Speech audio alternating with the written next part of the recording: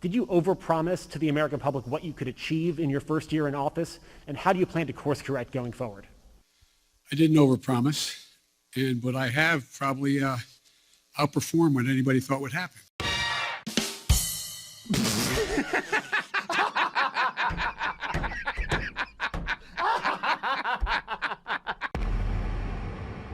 Great, President Trump. Good. I imagine you saw most of this press conference. And, I did. And Joe Biden said he's had enormous progress during his presidency. I don't see it that way. Do you? Well, progress in destroying our country, yes. I think that's been tremendous.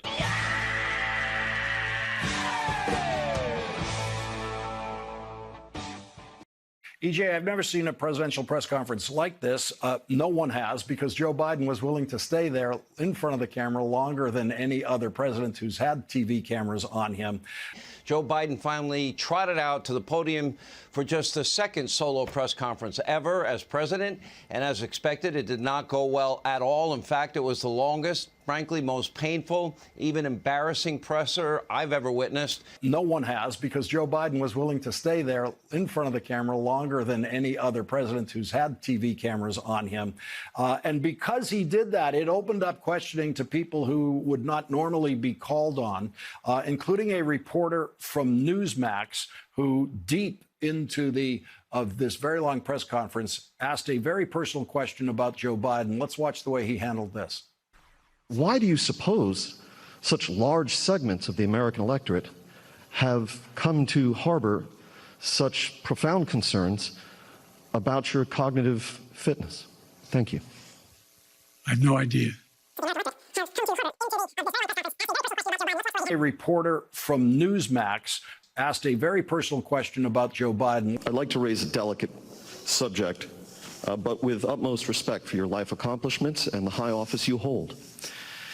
A poll released this morning by Politico Morning Consult found 49% of registered voters disagreeing with the statement, Joe Biden is mentally fit.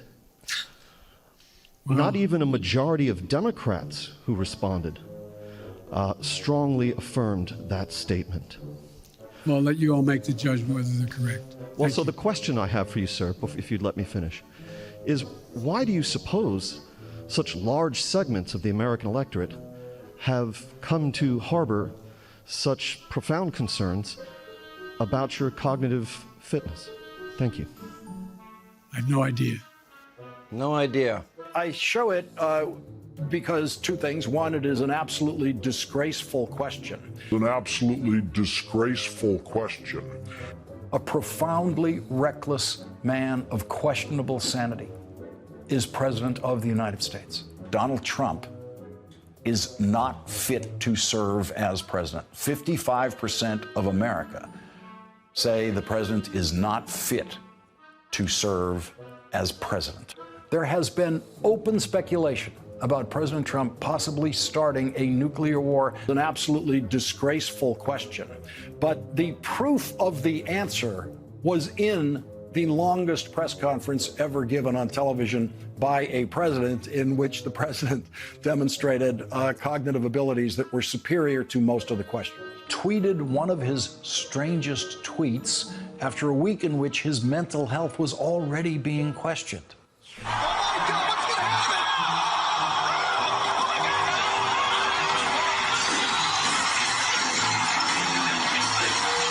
Donald Trump was unfit to serve. Well, the President of the United States is a weak man with an enfeebled mind, incapable of reading, incapable of listening, controlled by vanity that compels him to create an elaborate hairdo with the perimeter hairs of his surgically reduced skull, a hairdo whose mission is to cover the shiny bald dome on the top of his head. You know, I got hospitalized years ago with a cranial aneurysm. I was hospitalized a couple times. I took the top of my head off the second time because they couldn't find the brain the first time.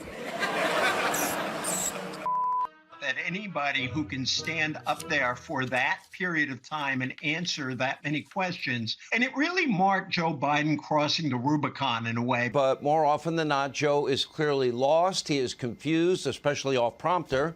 Frankly, knowing the world is watching this, To be honest, I felt humiliation for the country. I really did.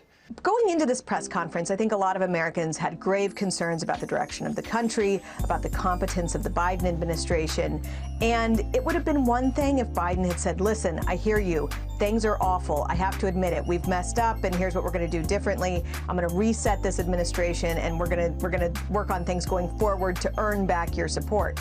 He didn't do that. He said everything's going great. He said that shelves were full, as if we don't all experience when we go to the store, or at least I do and my neighbors do, what happens when you go to the store and you see that there are empty shelves routinely, and this has been going on for some time. He just struggled to really make a case for himself, and it was painful to go through.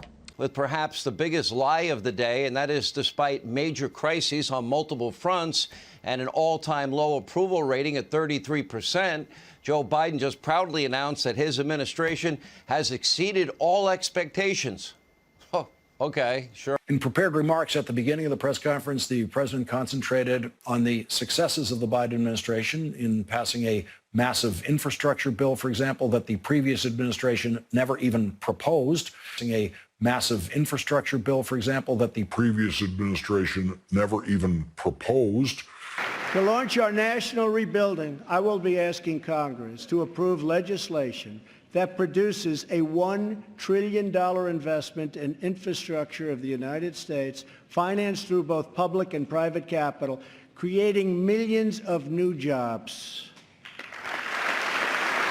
As usual, some White House reporters framed their questions using talking points from the opposition party, to which the president said this. Think about this. What are Republicans for? What are they for? Name me one thing they're for. Can you think of any other president's done as much in 1 year?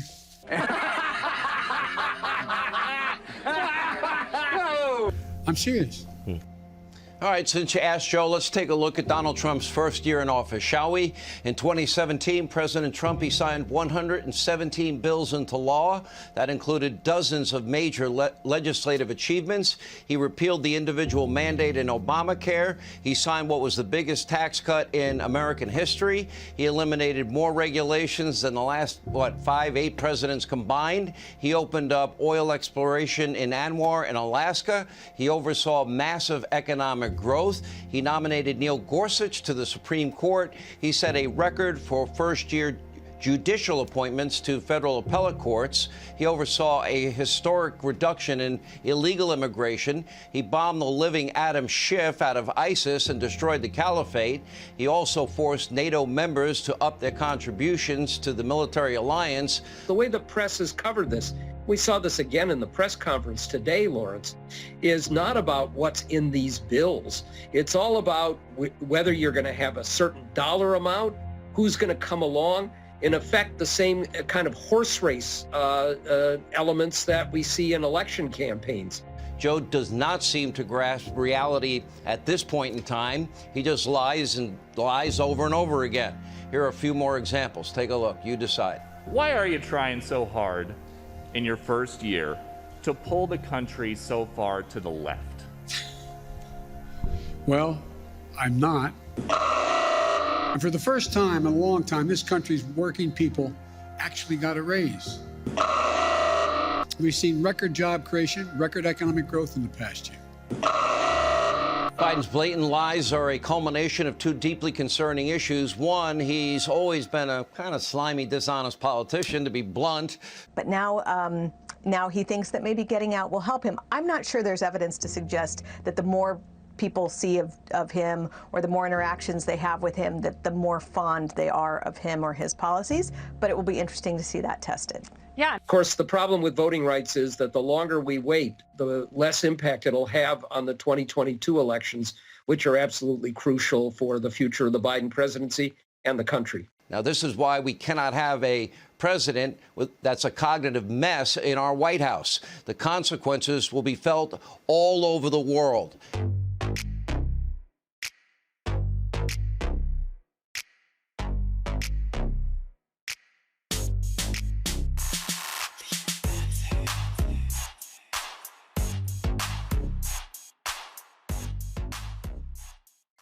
I am your voice.